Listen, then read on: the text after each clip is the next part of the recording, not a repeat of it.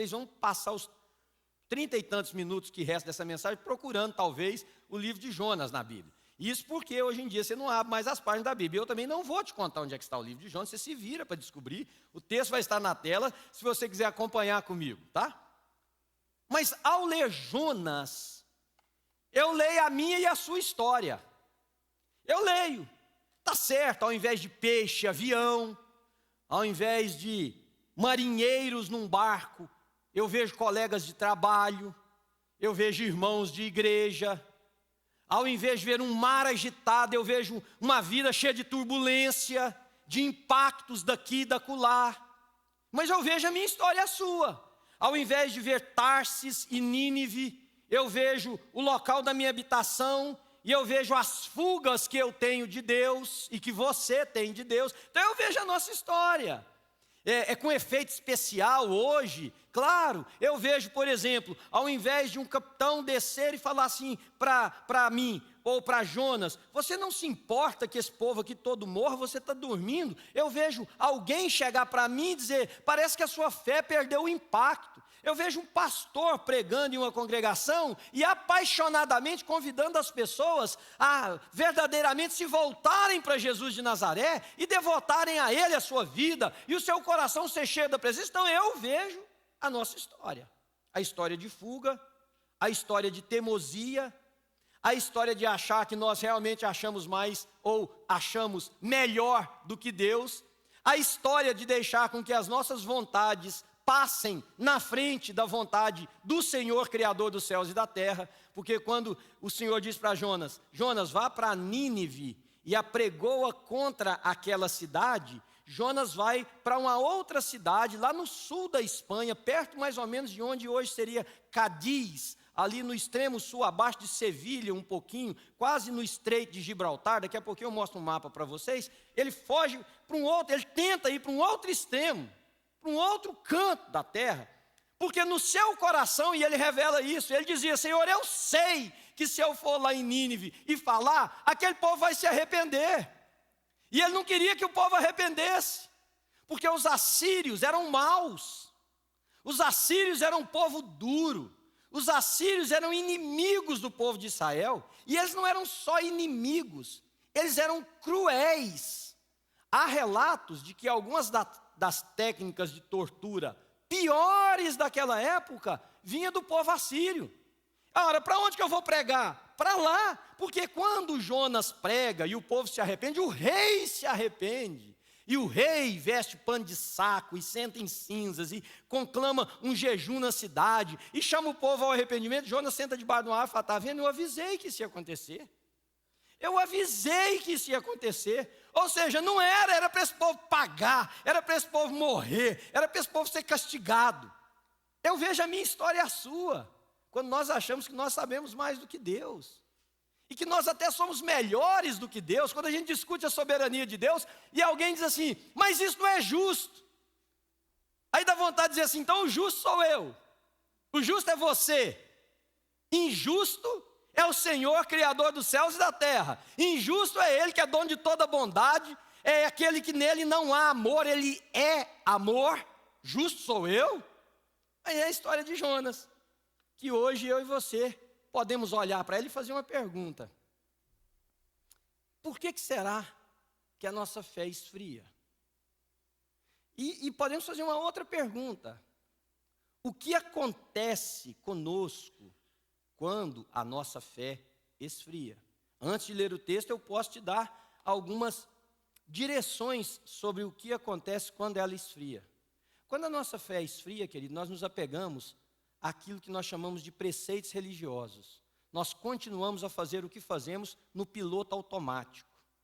Porque é isso que a carta ao Apocalipse, à igreja de Éfeso diz, tenho, porém, contra vós que perdestes o teu primeiro amor. Lembra-te, pois, de onde caíste e volta à prática das primeiras obras. Ou seja, não coloca a vida cristã no piloto automático. Quando a sua fé esfria, você se apega a ritos, você se apega a dogmas, você se apega a frequências dominicais num lugar que apenas cumpre um calendário, mas que não te transformam. Sabe o que acontece quando a fé esfria? Você abandona a oração, você abandona a leitura da Bíblia. Mas você pode dizer, não é porque eu abandonei que eu esfriei, é porque é um ciclo vicioso, onde nós não sabemos onde começa um e termina o outro. Se você deixou de orar e ler e seu coração foi se esfriando, ou se o seu coração foi se esfriando e você deixou de orar e ler. Entende o que eu digo? Você perde o sentido da paixão pelo outro, da necessidade, da urgência do Evangelho. Você começa a se adequar às coisas que parecem tão naturais, porque a vida é assim, é um dia após o outro. E aí Paulo vem à igreja em Roma, e para entrar cortando esse curso, ele diz assim, se vocês não se renovarem na mente de vocês, vocês não experimentarão qual seja a boa, perfeita e agradável vontade de Deus para a vida de vocês.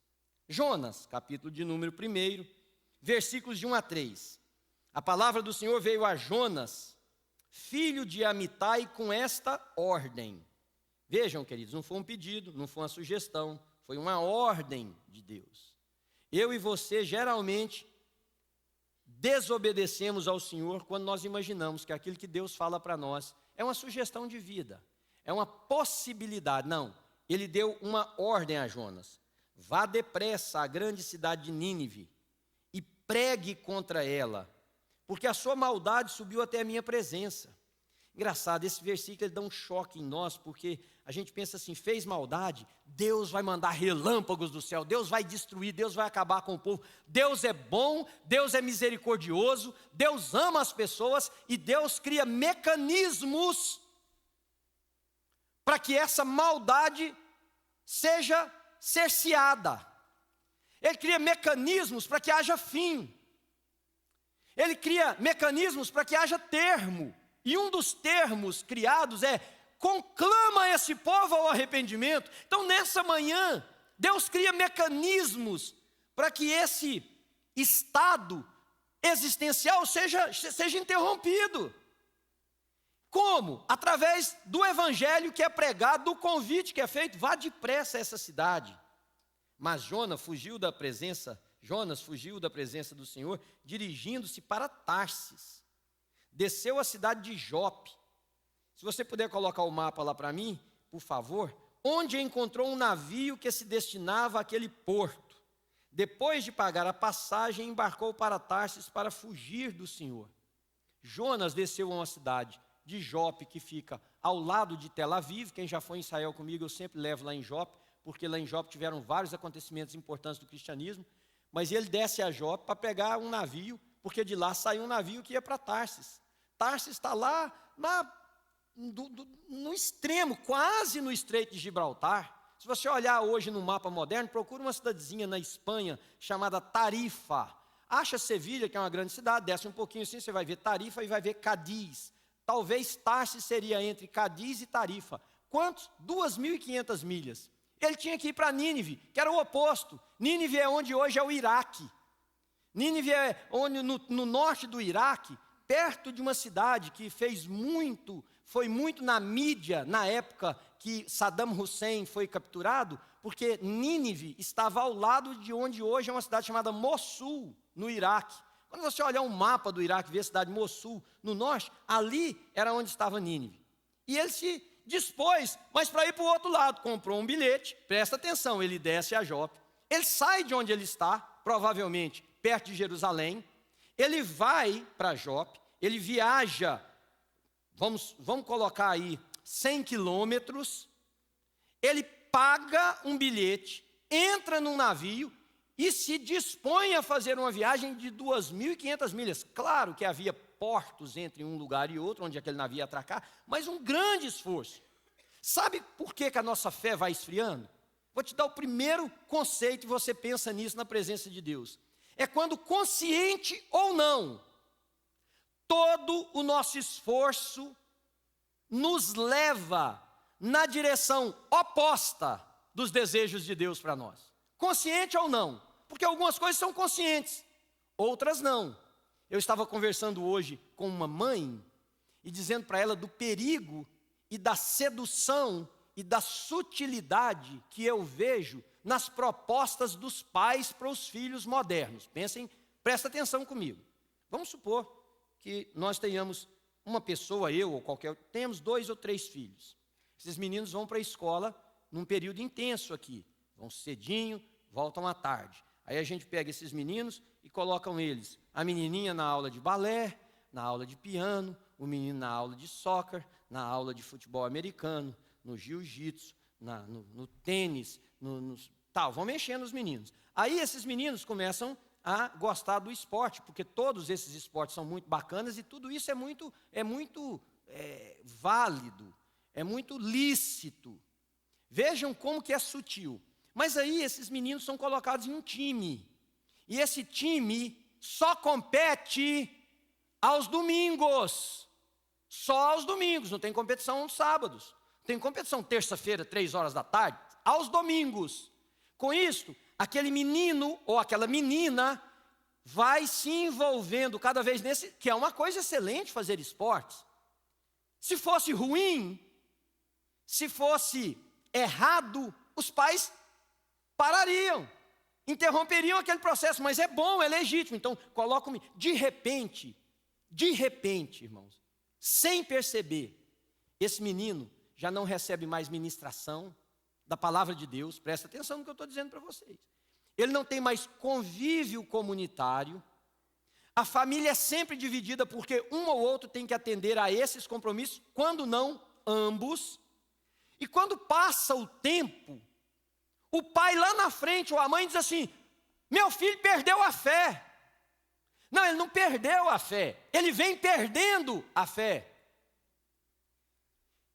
Ele vem perdendo a fé, porque não acontece da noite para o dia. Vocês entendem o que eu estou dizendo? Quando os nossos esforços, conscientes ou não, nos leva na direção oposta dos desejos de Deus para a nossa vida, a nossa fé vai se esfriar, queridos. Vai se esfriar. Eu lido e prego o evangelho nesse contexto nosso há anos. E já conversei com pessoas que, por exemplo, no verão, não frequentam a igreja. Uma vez eu achei isso estranho. Hoje a Ana fala para mim as coisas, eu falo, meu bem, nada mais me causa espanto. Um dia eu fui conversar com ele, ele falou, pastor, mas verão, sol. Você quer que nós temos muito inverno aqui, verão.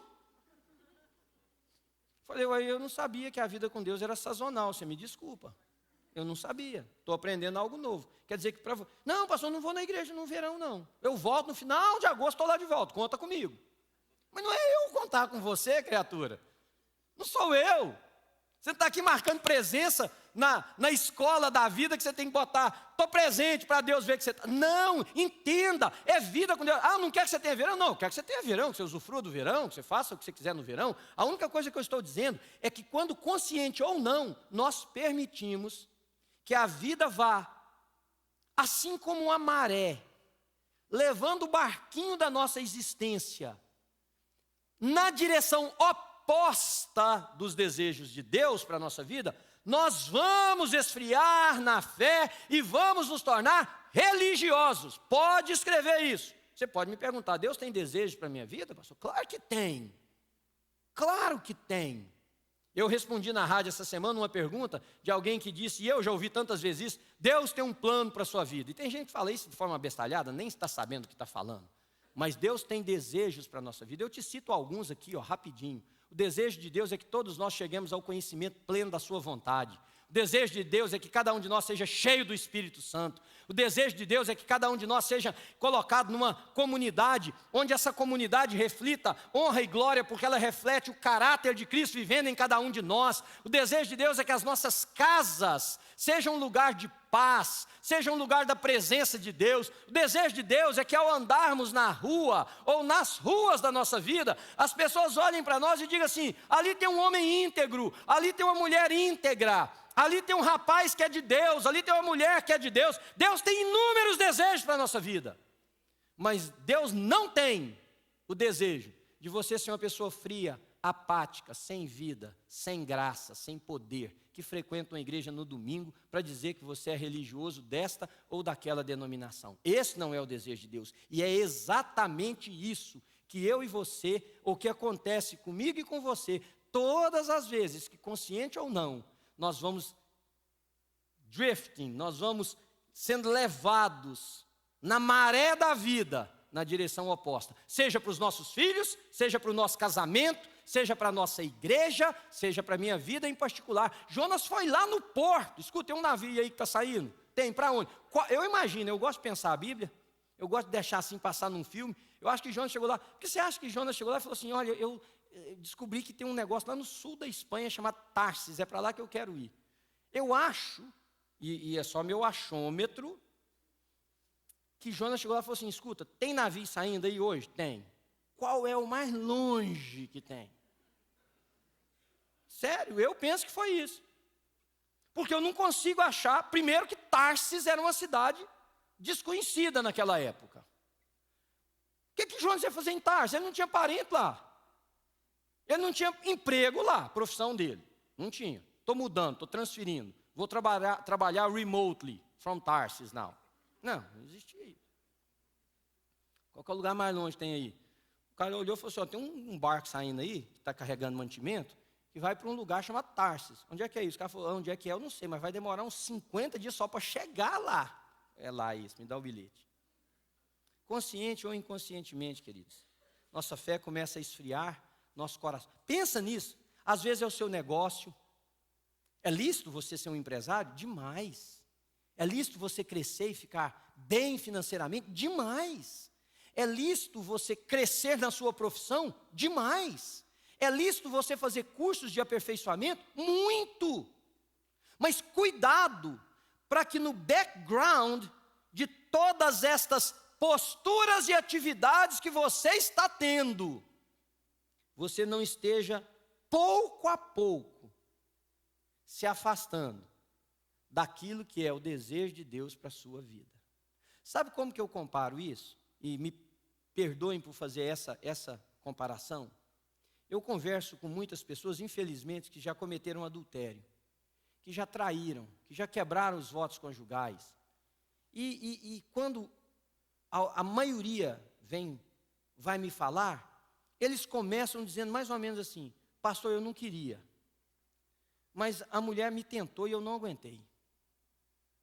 Aí eu falo assim, escuta, foi uma tentadada só, uma tentação zona de uma vezada só? A mulher apareceu nua na sua frente? Para de ser sem vergonha. Não acontece, queridos. Você pode ser o cara mais frágil do planeta Terra. Uma vez você consegue dizer não. Duas aí já é difícil. Mas uma você consegue dizer não. O caso é que você já fica pensando que a mulher fala, nossa, o que é aquilo? O que é aquilo? Quem fez aquilo? De onde veio aquilo? Aí você vai dando asa à sua imaginação, seu coração vai fragilizando, suas emoções vão fragilizando, sua mente já começa a imaginar o que seria se.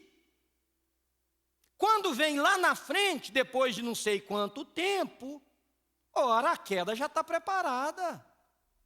É igual o cara que foi contar para um amigo meu, já contei isso aqui na igreja várias vezes, pastor de uma grande igreja lá em São Paulo, foi contar, um casalzinho da igreja, tinha um envolvimento muito grande na igreja, o povo, igreja assim que a gente vê as crianças, por exemplo, ontem eu fiz um casamento, e aí eu vejo, e vou fazer outro daqui uns dias, de uma menina que eu vi pequenininha aqui na igreja, então parece que a gente vai criando aquele senso meio de pai, de avô, de família, não é aquele negócio, igreja assim? Aí de repente esse casalzinho, pá, a menina larga do rapaz porque ele me traiu. Meu amigo pastor foi, chamou o casal, falou, o que é isso? Chamou o rapaz, o que é isso? Ele falou, pastor, você não sabe o que aconteceu comigo. Saí do trabalho, pastor. E minha colega de trabalho estava sem carro, pediu se eu podia levar ela em casa. E eu levei, estava indo. Irmão, sério, você vai rir achando que eu estou inventando. Sério, o que ele contou para o meu amigo. Estava passando na porta de um motel. Você acredita que passou que o diabo deu um tapa no volante? Quando eu vi, eu estava dentro do motel com a menina. Aí essa é a palavra, sem vergonha. Ele olhou e falou, cabra sem vergonha. O capeta deu um tapa no volante para você entrar dentro do motel com a menina. Você não fala que você ficou olhando para essa menina, que você chamou essa menina que não devia estar dentro do seu carro com você, que você pegou uma rota, porque não tem motel no centro, não tem motel na zona que você trabalha, tem motel do outro lado da cidade, que você passou na rua que tinha uns motéis, que você calculou tudo, premeditou tudo e que você entrou naquele motel. Irmãos, todas as vezes que as nossas atitudes, conscientes ou não, forem tomando espaço e nos levando na direção oposta de Deus, nossa vida vai se esfriar. Segundo conceito. Sabe quando a nossa... Agora já é o efeito colateral. Quando a nossa fé começa a esfriar, nós deixamos de ver a vida com os olhos de Deus e passamos a enxergá-la com a nossa lente. Então agora vem o efeito colateral. Sua fé começou a esfriar, você agora deixa de ver a vida com os olhos de Deus e passa a ver com a sua vida. Veja aí o texto de Jonas que vai estar na tela para vocês. Todos os marinheiros ficaram com medo, e cada um clamava ao seu próprio Deus, e atiraram as cargas no mar para tornar mais leve o navio. Enquanto isso, Jonas, que tinha descido para o porão, se deitado, dormia profundamente. Há um comentarista desse texto que diz que a palavra que aparece no hebraico não é dormia profundamente, é roncava. E aí alguns que sabem o que é dormir com alguém que ronca profundamente, sabe do que nós estamos dizendo. Ele roncava profundamente. Sabe o que está acontecendo aqui, irmãos? Aos olhos de Jonas, o certo era dormir. Dormir não tem a ver com descanso aqui. Dormir não tem a ver com estou cansado, preciso dar paz para o meu corpo. Dormir aqui tem a ver com distanciamento. Ele desce para o porão, ele se distancia da situação da vida, ele se distancia da realidade. Ele vai para o porão, ele vai dormir, ele vai se ausentar física, ele vai se ausentar emocionalmente, ele vai se ausentar espiritualmente, porque os caras que eram pagãos, porque se você notou no texto na hora que eu li, fala de Deus com D minúsculo. Os caras estavam clamando aos deles, nós temos uma situação. Jonas se distancia, ele vai para o porão. Parece que a vida perde o sentido de se dormir, um dia eu acordo lá. Parece que a vida perde o sentido de ser vivida, e ela passa a ser vegetada. E veja, eu não estou falando aqui de suicídio, de dar cabo da vida. Parece que perdeu a razão de existir. Embora isso aconteça, eu estou falando de gente que está vivo, mas que perdeu a razão de existir. Perdeu o sentido da vida. Porque agora já não se percebe mais a vida com os olhos de Deus. Percebe a vida com o nosso próprio olhar. E no nosso próprio olhar, a melhor coisa é o distanciamento. É o não envolvimento, é o não estar, é o não pertencer. E é exatamente isso que ele faz. Ele desce para o porão e ele vai dormir profundamente, pensando que quando ele acordar, vai estar tudo bem na nova cidade que ele escolheu. Há um comentarista desse texto, um alemão, que ele diz o seguinte: presta atenção nisso. Agora eu digo para você, presta atenção nisso. Homens de Deus em fuga de Deus trazem maldição onde quer que vão.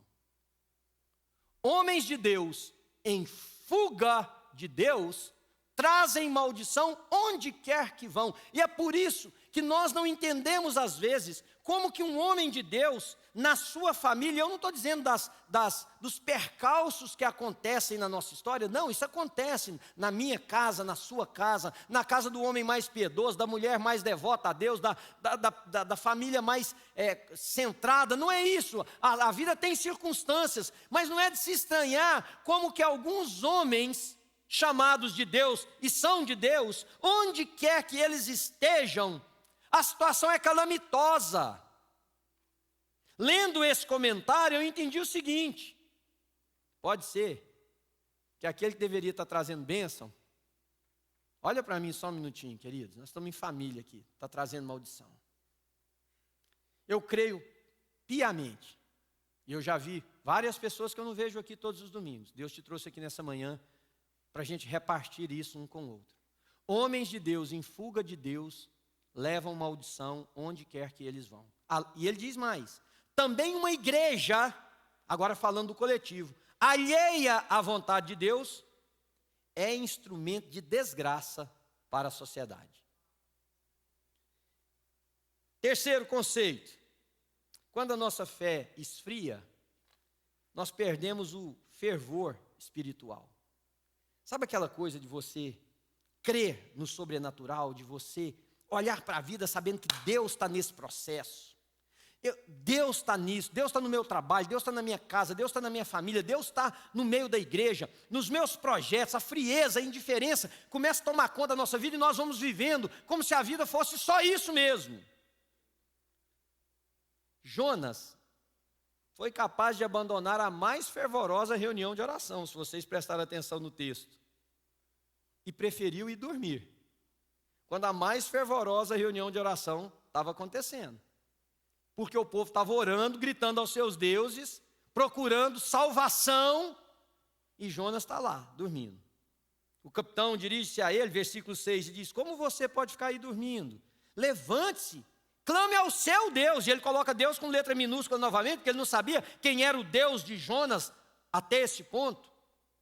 Clame ao seu Deus, talvez Ele tenha piedade de nós e nós não morremos. O estado de alienação que é criado na nossa vida, quando a nossa fé começa a esfriar, queridos, é inacreditável. Nós não somos mais capazes de envolver com a dor do outro, de sentir a dor do outro, de nos dobrar na presença de Deus pela vida do outro. Nós preferimos a nossa própria vida e o nosso modo de estar, a despeito de tudo que esteja acontecendo. Eles invocavam cada um seu Deus. Jonas não tinha uma prece nos seus lábios, ele não tinha uma oração. Ele estava silencioso, porque não tinha mais fervor espiritual na vida dele. Jonas, se você prestar atenção, depois você olha o texto. Jonas, ele não orou para decidir para onde é que ele ia. Lá em Jonas 1,3, diz que ele escolheu ir para Tarsis. Ele não orou quando a tempestade veio, no versículo de número 4. Ele não orou quando todos estavam orando. Ele não orou quando a verdade sobre a sua fuga se tornou pública, Jonas 1, 10 e 11. Ele não orou quando os marinheiros, no último rasgo de solidariedade, tentavam chegar à terra remando, mas eram impedidos porque o mar se tornava mais furioso, porque não eram as águas, era a mão de Deus segurando aquele barco. Nem nesse momento Jonas ora. Ele não orou quando os outros marinheiros oraram, pedindo a Deus que não os culpasse por terem lançado ou por que iriam lançá-lo. E provavelmente, eu não sei se você já prestou atenção nisso, quando você lê o livro de Jonas, Jonas não orou por 2 dias no ventre do peixe, ele orou no terceiro. Como é que você sabe disso, pastor? Porque na hora que ele orou, Deus tirou ele da barriga do peixe. Então eu creio que se Jonas tivesse orado no primeiro dia, nós não teríamos a história de Jonas 3 dias na barriga do peixe. Teria a história de Jonas 1 dia na barriga do peixe. Você pode ler o texto, que diz que quando ele ora, e ele fala: das profundezas clamei ao Senhor e ele ouviu a minha voz. E aí tem um diálogo ali da oração, e Deus dá uma ordem ao peixe, e o peixe vomita Jonas numa determinada praia para ele poder ir cumprir o processo dele. Sabe o que eu quero concluir? Para você que hoje diz assim: é hoje, pastor, minha fé está fria. Aliás, deixa eu ser um profeta aqui, com uma boca não tão agradável. Guarde essa mensagem, porque se não está hoje, vai estar daqui uns dias. Que isso, pastor? Você está falando que minha fé vai esfriar? Não, eu não estou falando. Você disse no início para mim, quando eu perguntei para você se você já passou por isso, e a maioria fez sinal de alguma maneira de que sim, você pode ter certeza que vai acontecer de novo. Guarda isso que eu vou te falar. Deus não desistiu de Jonas, e Deus não desiste de você. Deus não desiste de você. Não desiste, queridos. Vai ter tempestade no mar, vai ter peixe engolindo gente, vai ter gente 3 dias no vento de uma baleia, ou de um peixe qualquer, um peixe grande. A Bíblia não diz baleia, né? A gente que põe baleia diz um peixe grande. Vai ter gente de toda maneira, mas eu quero te dizer nessa manhã, em nome de Jesus, como Deus não desistiu de Jonas, Deus não desiste de você. Não desiste. Olha bem, no entanto, do ventre do peixe, Jonas começa a recuperar a sua sanidade e fé. E no ventre do peixe, ele começa a recuperar aquilo que ele havia perdido, que era a sua alma, o fervor espiritual, quando ele diz: na minha angústia clamei ao Senhor. E eu vou ler para vocês, Jonas 2:2. Ele disse: em meu desespero clamei ao Senhor e ele me respondeu. Do ventre da morte gritei por socorro e ouviste o meu clamor. Quando a minha vida já se apagava, eu me lembrei de ti, Senhor, e a minha oração subiu a ti, ao teu santo templo. E no versículo 6, na parte B, ele diz assim: mas tu trouxeste a minha vida de volta da cova, ó Senhor meu Deus. Deus não desiste de mim, não desiste de você. E Ele não desiste de nós porque Deus nos fez, irmãos, para sermos habitados pelo Seu Espírito e para sermos o resplendor da Sua glória e para sermos cheios do Seu Santo Espírito. Agora eu vou fechar essa meditação minha nessa manhã com uma frase, preste atenção nisso, com uma explicação pequena. Tudo aquilo que se torna rotina na nossa vida, presta atenção, tudo aquilo que se torna rotina na nossa vida, perde o impacto. Como assim? Você lembra a primeira vez que você viajou num avião, por exemplo? Uau, que negócio bacana, que coisa, tudo chique, tudo bacana, que coisa interessante. Hoje, quando você entra no avião, você fala: meu Deus, passa logo essa viagem. É ou não é? Porque você já sabe que você vai na dog class lá atrás, apertadinha, a comida é ruim. Primeira comida do avião, você não comia para comer no avião. Hoje você come para não comer no avião. É ou não é? Tudo aquilo que se torna rotina. Você foi num restaurante uma vez, comeu naquele restaurante, você diz: nossa, mas que lugar maravilhoso. Aí por uma razão, a vida te permitiu voltar lá várias vezes. Tem mais graça para você. E no casamento? Você casou, você olhava para o outro, era a novidade da vida. A novidade. O cara olha para mim e fala: meu Deus, mas que mulher maravilhosa que Deus me deu. Aí vai passando o tempo, a rotina vai chegando, você passa por ela, você nem vê que ela está em casa. Ela pintou o cabelo de laranjado e você não percebeu. É ou não é? O cara... Você tinha que fazer isso, né, filha? É. O cara perdeu o cabelo, ficou careca, e ela também não reparou. Você que começou. Tudo que é rotina na nossa vida perde o impacto. Eu vou falar isso para chegar nesse ponto. A igreja é a mesma coisa. O dia que você ouviu o evangelho, foi como se tivesse um furacão passado pela sua vida, virou tudo de ponta cabeça, mexeu com você, te jogou no chão, transformou sua realidade.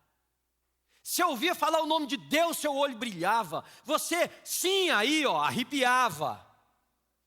Você participava de um culto, era uma celebração que era tão tocante para você, que você se derramava a cada encontro. Se você servia, era algo assim, que te enchia o coração. Com o passar do tempo, poxa, mais uma vez eu estou na escala, 3 vezes essa semana. Nossa, esse mês, 3 vezes eu estou servindo. Você vem para o culto, você senta, passa assim num piloto automático, perdeu o fervor. Entende o que eu estou dizendo? Agora vocês podem conversar comigo, entende o que eu estou dizendo, gente? É assim. Quem aqui, ao sair de casa hoje, que deixou a esposa em casa como eu, que vem daqui um pouquinho no outro culto, que você imaginou que você pode não vê-la mais? E que na hora que você saiu sem falar tchau, pode ser que não tenha um outro tchau para ser dado. Não precisa pegar o telefone e começar a ligar, e pelo amor de Deus, vai que esse trem acontece. Não, pensa na vida. Quem beija a mulher ou o marido como se fosse o último beijo? Aliás, eu tenho uma tese comigo. Se todo mundo beijar o outro com a intensidade do primeiro beijo e com a perspectiva do último, irmão, nossas vidas seriam uma beijação intensa, intensa, intensa, intensa, intensa. Imagina você beijar e falar assim: eu vou beijar com aquela mesma intensidade que foi o primeiro beijo que eu dei nessa mulher. Primeiro, isso seria um show. Segundo, se você pensar: vou beijar hoje porque não vou beijar mais nunca, eu vou perder. Você daria esse beijinho de meia tigela que você dá aí? Não daria, não. Ninguém falaria tchau da mesma maneira, ninguém abraçaria do mesmo modo, ninguém beijaria do mesmo modo, ninguém estaria perto. Então, deixa eu só te dizer uma coisa. A religião se tornou rotina para você. E ela, ao se tornar rotina, perdeu o impacto. E ao perder o impacto, você não tem mais expressão de fé. E ao não ter mais expressão de fé, e eu estou falando isso tudo para chegar num ponto, você vai esquecer o que eu falei aqui hoje, antes de você chegar em casa. Então eu vou te dar um conselho. Enquanto está aí na sua mente, pensa sobre isso agora, queridos. Não fala assim, depois eu vou pensar, não, porque você não vai pensar. Pensa agora. Nós vamos fechar os nossos olhos e orar um pouquinho e diz, Deus, o que eu tenho feito que está fazendo com que a minha fé se esfrie? Aponta, Senhor, põe o dedo, Espírito de Deus, me leva lá nesse momento, traz à minha mente o que está acontecendo, que está fazendo com que a minha fé vai assim. Senhor, o que está acontecendo que eu já não vejo a vida mais com os olhos do Senhor, eu vejo com os meus olhos. Então eu faço o meu julgamento, eu dou a minha análise, eu dou a minha interpretação, eu faço as minhas escolhas, Senhor, eu ajo exatamente como eu quero, porque é eu que estou olhando para a vida agora. O que fez isso em mim, Senhor? E eu queria que você lembrasse da última coisa que eu disse. Deus não desistiu de Jonas. Deus não desiste de você. E esse é o ponto. Nós temos um Deus teimoso em nos amar. Louvado seja o nome dele. Porque se não fosse isso, o que teria sido de nós? Então eu queria convidar você, vamos ter um momento de oração? Feche os seus olhos um pouquinho, curva a sua cabeça e pensa única e exclusivamente nisso. Senhor, o que eu tenho feito? Está devagarzinho, tirando o fervor espiritual meu,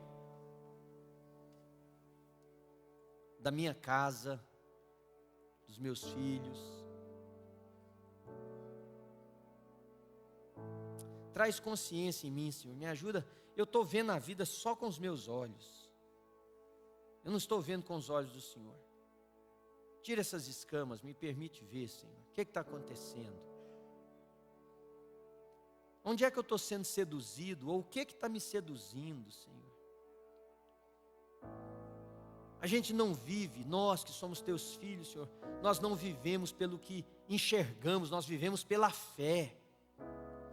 E enquanto você ora, eu quero interromper minha oração e dar uma palavra para os pais. Quem vai garantir o futuro do seu filho? Quem vai garantir a faculdade do seu filho, da sua filha? Não é só os esportes, só a escola. Quem vai garantir o sucesso dos nossos filhos, o futuro dos nossos filhos, a escolaridade dos nossos filhos, em primeiro e antes de tudo, é o Senhor, seu Deus. A Bíblia diz lá em Provérbios, confia no Senhor, espera nele. Não te estribes no teu próprio entendimento. Reconhece o Senhor em todos os seus caminhos, e Ele endireitará as tuas veredas. Não sejas sábio aos teus próprios olhos. Teme ao Senhor e aparta-te do mal. Será isso saúde para o seu corpo e refrigério para a sua alma. Aos empresários, eu quero te dar uma palavra de Deus. Cuidado, para que o trabalho intenso, para que os investimentos, para que a sedução do dinheiro não ganhe o seu coração. Aqueles que estão crescendo nos seus empregos, que Deus te abençoe em primeiro lugar. Mas cuidado, para você não imaginar que a vida é vivida apenas contabilizada pelos prazeres e pelos números que nós colocamos na nossa conta bancária. Há aqueles que a vida está passando e você simplesmente se esqueceu de botar o termômetro na sua boca. Eu quero te dizer nessa manhã, você veio aqui para Deus dizer isso para você, querido. Receba isso com amor. Coloque esse termômetro aí hoje.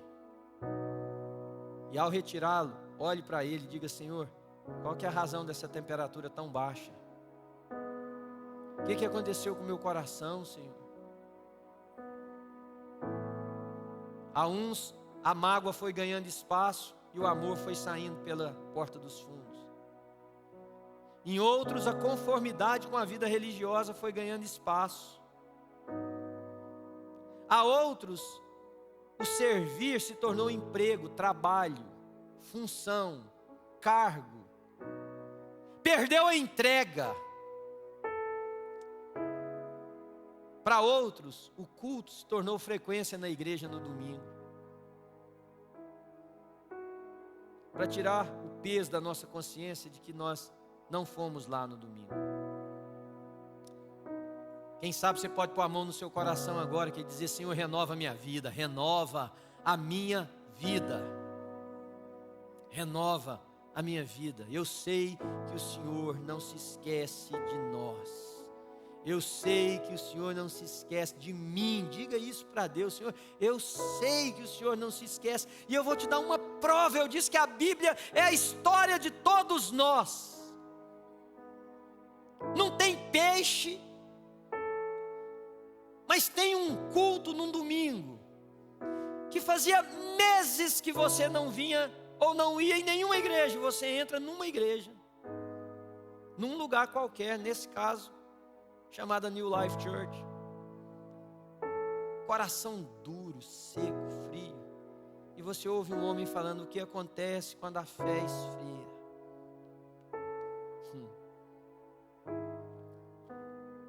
É a mesma história do peixe. Jonas gritou de dentro de um peixe. Hoje é o seu dia de gritar para Deus. Hoje é a sua manhã. A Bíblia se repete, queridos. Deus não desiste.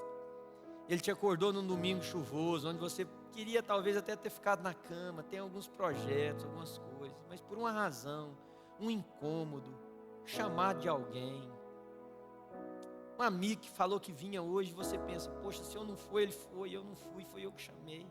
A esposa, o marido, alguém insistiu. Está se repetindo a história de Jonas. A pergunta é: quem vai gritar como Jonas? Senhor, sou eu aqui, Senhor.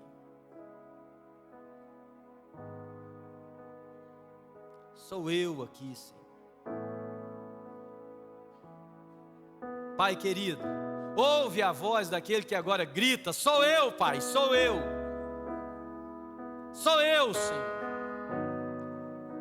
Estou lá no ventre do peixe, na profundidade da vida, Senhor, na beira da morte, no sem sentido para existir, no sem paixão para fazer as coisas, Senhor. Sou eu que entrei numa de trabalhar numa igreja e sequei meu coração, Senhor, com a rotina,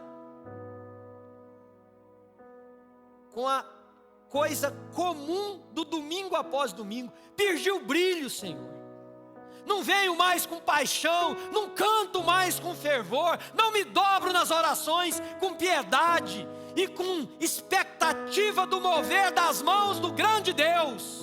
Sou eu, Senhor. Quem vai dizer isso? Quem vai dizer: tira-me daqui, Senhor, tira-me daqui, tira-me daqui, Senhor. Faz esse peixe me vomitar na primeira praia, Senhor. Tira-me daqui, Senhor. Senhor, eu oro sobre a nossa comunidade. Eu peço a bênção do Senhor sobre esse povo que se reuniu aqui nessa manhã para ouvir o Evangelho.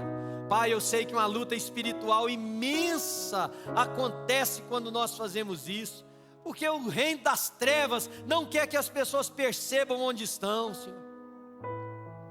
O reino das trevas não quer que paradigmas sejam quebrados, de que posturas sejam mudadas, de que pessoas sejam restauradas, salvas, transformadas, e que juntos essa igreja cause um impacto nesse lugar. Mas, ó Deus, maior é aquele que está em nós do que aquele que opera no mundo. Maior, Senhor, é aquele que pode dizer ao mar para ficar revolto, mas ele pode também dizer ao mar: aquieta-te, silencia.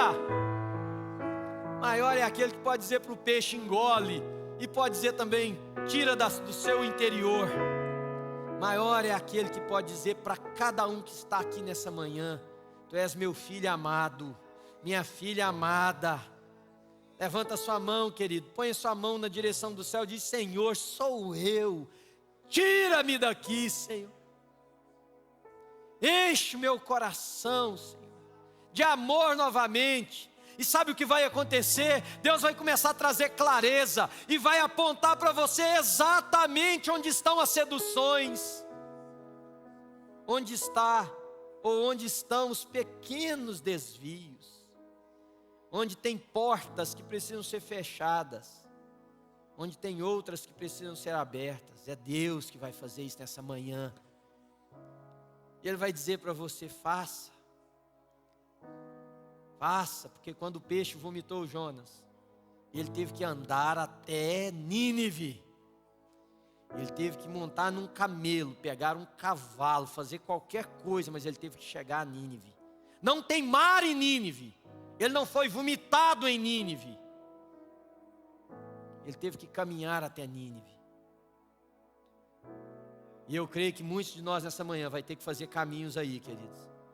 Mas eu te convido em nome de Jesus Cristo. Você que está orando comigo agora, eu te convido em nome de Jesus de Nazaré a dizer: Senhor, eu vou nesse caminho, Senhor. Pai, muito obrigado, Senhor, pela Tua palavra, Senhor, que é poderosa. Obrigado pelo nosso ajuntamento aqui nessa manhã, pela nossa reunião. Obrigado, Senhor, pela cena, pelo teatro que se desenvolveu nessa manhã, no sentido de nos levar para Ti, ó Deus. Isso é maravilhoso, Senhor. É maravilhoso saber que não é um domingo qualquer. É um domingo singular na vida de gente aqui nessa manhã. Pai, eu oro para que dons sejam restabelecidos, para que paixões sejam, ó Deus, incendiadas, estimuladas aqui nessa manhã, para que, ó Deus, motivações sejam mudadas, conceitos familiares transformados. Eu oro para que essa semana seja uma semana de muito diálogo em casa, para que a vida nossa familiar tome outra direção, para que a aplicação nos nossos filhos seja diferenciada, na nossa própria vida seja diferenciada. Eu oro para que agendas sejam reavaliadas e processos repensados. Esse é o caminho, Senhor. Nós não temos que ir para a estrada e andar até Nínive, mas tem uma estrada aqui no nosso próprio coração que precisa ser percorrida. Obrigado, Senhor. Esse é o milagre da pregação, é que ela é nova a cada manhã, e é que ela transforma, e ela me lembra que um domingo qualquer não é um domingo qualquer, porque o Senhor quer pôr a mão na nossa história. E eu te louvo, ó Deus. Você pode ficar de pé comigo, queridos? Eu te louvo, diga para Deus: Senhor, eu te louvo, eu te agradeço, eu bendigo o teu nome, eu, ó Deus, te adoro. Eu celebro, porque o Senhor não se esqueceu de mim. Ó Deus, eu te dou graças, porque eu sei que o Senhor fez algo aqui na minha vida nessa manhã. Senhor, eu grito para Ti, obrigado. Porque quando nem eu mais acreditava em mim, o Senhor acredita. Quando nem eu mais imaginava que havia jeito para essa vida, Senhor, o Senhor vem brilhar o sol da justiça sobre ela. O Senhor vem redirecionar meus caminhos. O Senhor vem me fazer repensar, o Senhor vem mudar o meu olhar para ali um pouquinho. Senhor Jesus, obrigado. Diga isso para Ele, que Ele é sua vida. Diga: Deus, obrigado. Jesus, obrigado. Obrigado, nós te agradecemos, nós te bendizemos, te louvamos, Senhor, porque o Senhor faz essas grandes coisas por nós, estas grandes coisas por nós. E será que assim, nesse senso de celebração, querido, você pode dizer para Deus: Senhor, eu quero reconsagrar minha vida ao Senhor nessa manhã. Eu quero, Senhor, o Espírito de Deus está nesse lugar, quer dizer que nós estamos reunidos em nome dEle. Eu quero reconsagrar minha vida ao Senhor nessa manhã, Pai. Eu quero reconquistar meu fervor espiritual, eu quero redescobrir minha paixão, eu quero reencontrar com o primeiro amor, eu quero ver o Senhor novamente com aquela mesma intensidade que foi no primeiro dia, Senhor.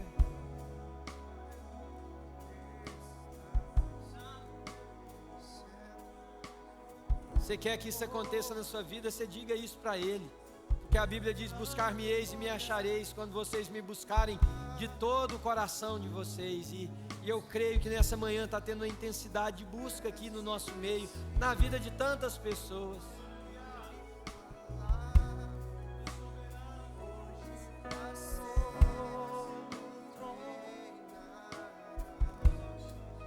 Pai, tanta gratidão, Senhor, no meu coração, no nosso coração por essa manhã, tanta gratidão,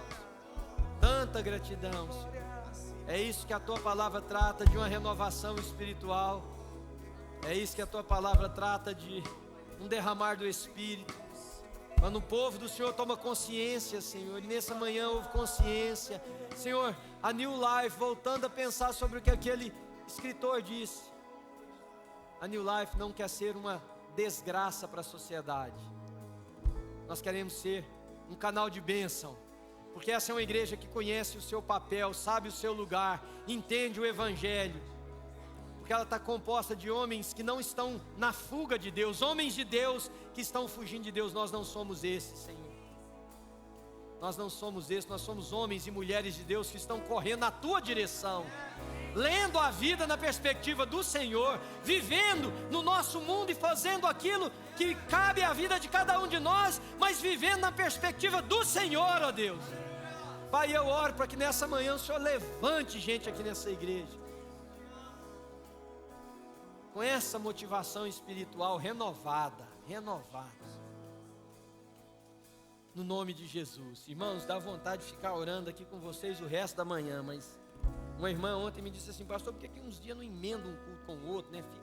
Eu queria a gente poder fazer isso, mas hoje não é o dia ainda, porque nós temos um estacionamento que não cabe às pessoas. Mas antes de nós sairmos aqui, eu queria que você olhasse, se você pudesse me ajudar, olhar para alguém que está perto de você e dizer assim: olha, não entenda esse culto como mais um culto na sua vida. Diga isso para alguém.